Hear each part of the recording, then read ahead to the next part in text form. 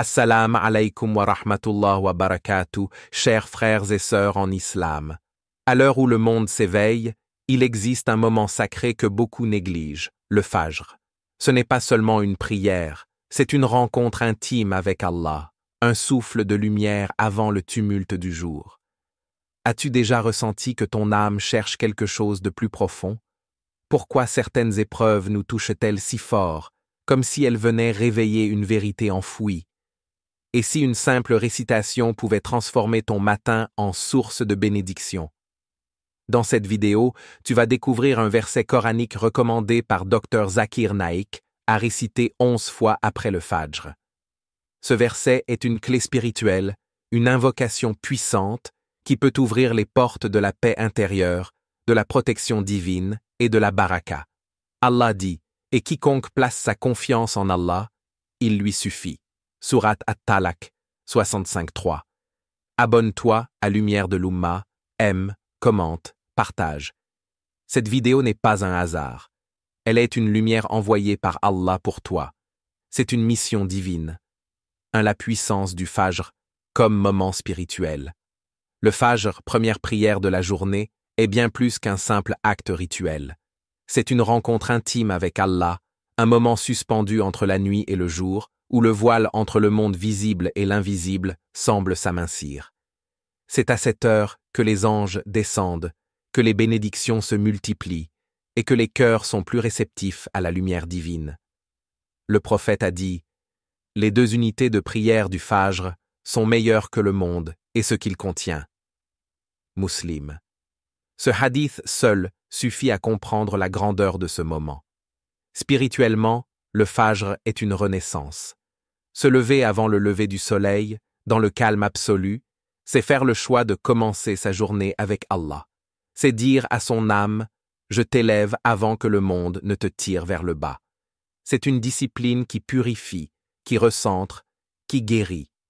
Les invocations faites à cette heure sont particulièrement entendues, car elles viennent d'un cœur sincère, détaché des distractions du jour. Commencer sa journée avec un verset du Coran, c'est comme planter une graine de lumière dans son âme. Cette graine, nourrie par la foi et la répétition, grandit tout au long de la journée. Elle influence nos pensées, nos paroles, nos choix.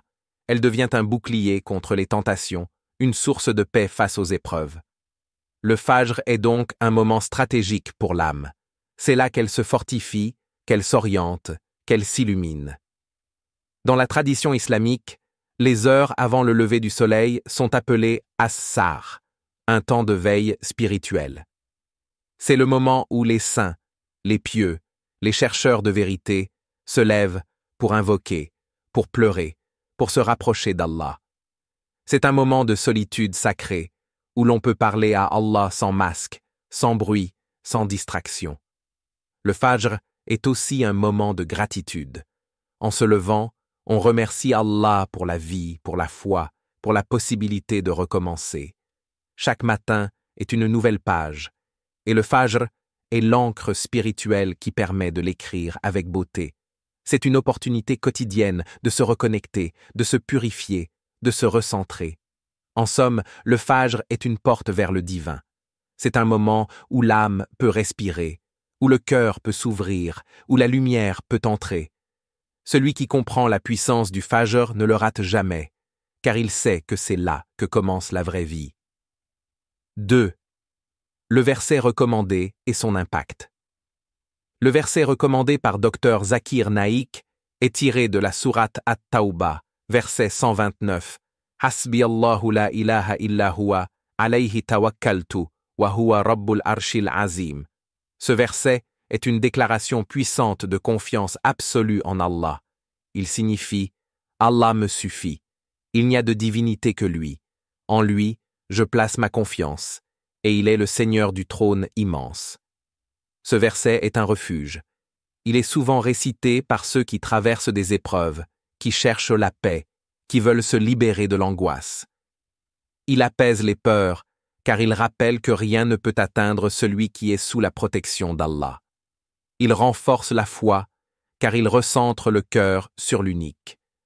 Il attire la protection divine, car il est une invocation sincère, une reliance directe avec le Seigneur des mondes.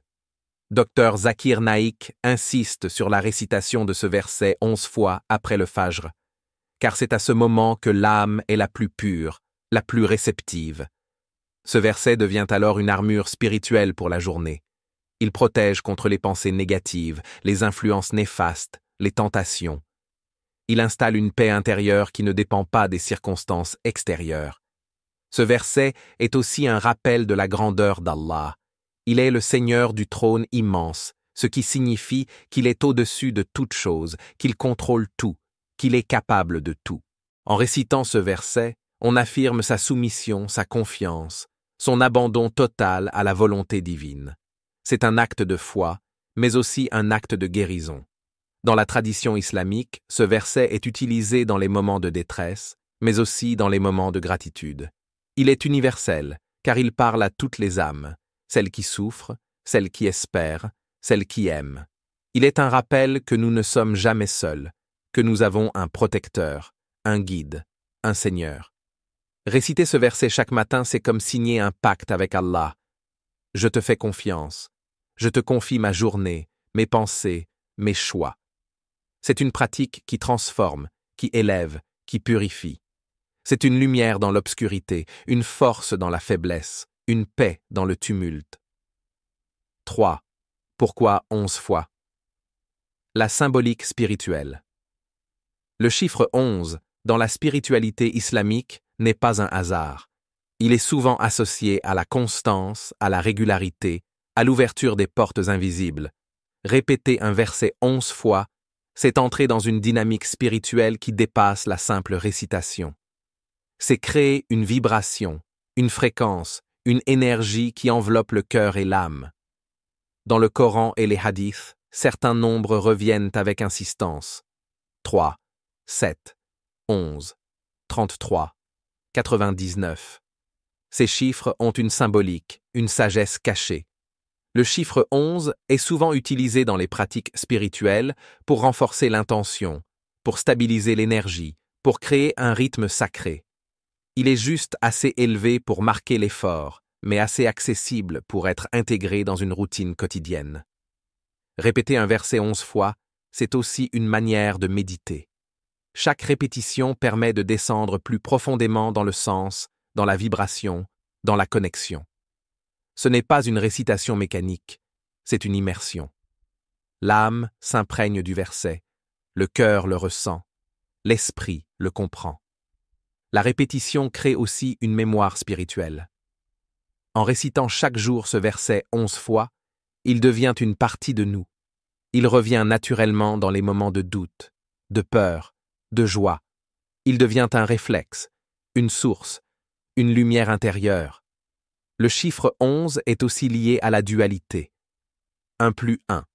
C'est l'union entre l'humain et le divin, entre la volonté et la soumission, entre la quête et la réponse.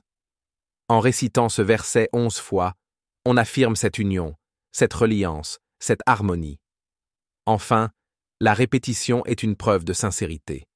Celui qui répète avec foi, avec concentration, avec amour, montre à Allah qu'il est sérieux, qu'il est engagé, qu'il est prêt. Et Allah répond toujours à celui qui l'invoque avec sincérité. En résumé, réciter ce verset 11 fois après le Fajr, c'est entrer dans une dynamique spirituelle puissante. C'est créer une bulle de lumière autour de soi. C'est transformer une simple parole en une force divine. C'est ouvrir les portes invisibles, celles du cœur, de l'âme et du destin. 4 témoignages et effets concrets. Lorsque l'on parle de récitation spirituelle, certains peuvent penser à une simple répétition de mots. Mais ceux qui ont intégré le verset « Hasbi Allahu la ilaha illa huwa, alayhi tawakkaltu wa huwa rabbul arshil azim » dans leur vie témoignent d'une transformation bien réelle. Ce n'est pas une formule magique, mais une reliance sincère avec le Créateur, une ouverture du cœur à sa lumière, une invitation à vivre sous sa protection. Des croyants de tous horizons racontent comment cette pratique quotidienne a changé leur rapport à la vie. Une sœur, confrontée à une période de grande anxiété, a commencé à réciter ce verset chaque matin après le Fajr.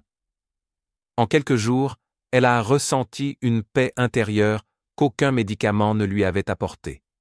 Elle dit « Ce verset est devenu mon refuge. Chaque mot me rappelle que je ne suis pas seul. » Un frère, accablé par des dettes et des soucis professionnels, a adopté cette récitation comme un acte de foi. Il ne cherchait pas une solution immédiate, mais une force pour tenir. Et pourtant, il témoigne que des opportunités inattendues se sont présentées. Un contrat annulé a été miraculeusement réactivé.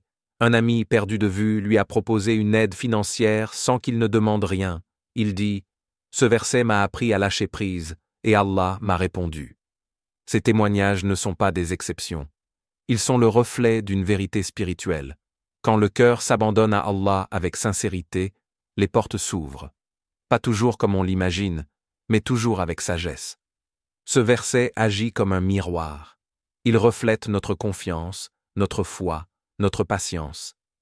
Et Allah, dans sa miséricorde, répond à ceux qui l'invoquent avec amour. Il est important de comprendre que ces effets ne viennent pas d'une récitation mécanique. Ils viennent d'un cœur engagé, d'une langue qui parle avec foi, d'une âme qui cherche la proximité divine. C'est cette sincérité qui transforme la récitation en lumière, en guérison, en guidance. Ce verset devient alors un compagnon de vie. Il revient dans les moments de doute, il apaise les nuits agitées, il renforce les prières. Il devient une source de stabilité, une racine spirituelle, un souffle divin. Et plus on le récite, plus on ressent sa puissance, sa douceur, sa vérité. En somme, les témoignages sont unanimes, ce verset est une clé. Une clé pour ouvrir les portes de la paix, de la confiance, de la baraka. Il ne promet pas une vie sans épreuves, mais il offre une force intérieure pour les traverser avec dignité et foi. 5. Une pratique à intégrer dans ta routine.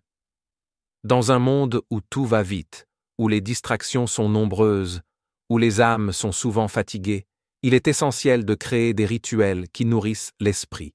Réciter le verset « Hasbi Allahu la ilaha illa huwa, alayhi tawakkaltu wa huwa rabbul arshil azim » chaque matin après le fajr est l'un de ces rituels puissants. C'est une habitude qui transforme, qui purifie, qui élève. Imagine-toi, juste après avoir accompli la prière du fajr, dans le calme du matin, les étoiles encore visibles, le monde encore endormi. Tu poses tes mains sur tes genoux, tu fermes les yeux, et tu récites ce verset 11 fois. Chaque mot devient une graine de lumière. Chaque répétition est une déclaration. Ya Allah, je te fais confiance. Guide-moi. Protège-moi. Cette pratique, lorsqu'elle est intégrée avec constance, devient une source de stabilité. Elle structure la journée, elle oriente les pensées, elle apaise les émotions. Elle agit comme un bouclier invisible contre les épreuves, les tentations, les distractions. Elle rappelle que, quoi qu'il arrive, Allah est là. Il suffit. Intégrer ce verset dans sa routine, c'est aussi créer un lien intime avec le Coran. Ce n'est pas seulement lire, c'est vivre le verset, le ressentir, le méditer, le porter en soi. C'est transformer une parole divine en une énergie quotidienne. Et cette énergie rayonne. Elle influence nos paroles, nos choix, nos relations. Pour que cette pratique soit efficace, il faut la vivre avec intention. Ne pas réciter par automatisme, mais avec conscience. Se rappeler à chaque mot que l'on parle à Allah, que l'on s'abandonne à sa sagesse, que l'on accepte sa volonté. C'est cette intention qui donne à la récitation sa puissance. Tu peux aussi accompagner cette pratique d'un carnet spirituel. Note chaque jour ce que tu ressens après la récitation. Les pensées qui viennent, les émotions qui émergent, les signes que tu perçois. Ce carnet deviendra un témoin de ton évolution, un miroir de ta foi, une trace de ta reliance. Enfin, cette routine peut être partagée, en famille, entre amis, dans ta communauté. Encourage ceux que tu aimes à réciter ce verset. Crée une chaîne de lumière, une vague de confiance, une fraternité spirituelle.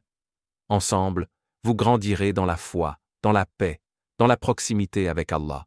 En résumé, intégrer ce verset dans ta routine, c'est faire de chaque matin un acte de foi. c'est commencer la journée avec Allah et marcher avec lui jusqu'au soir.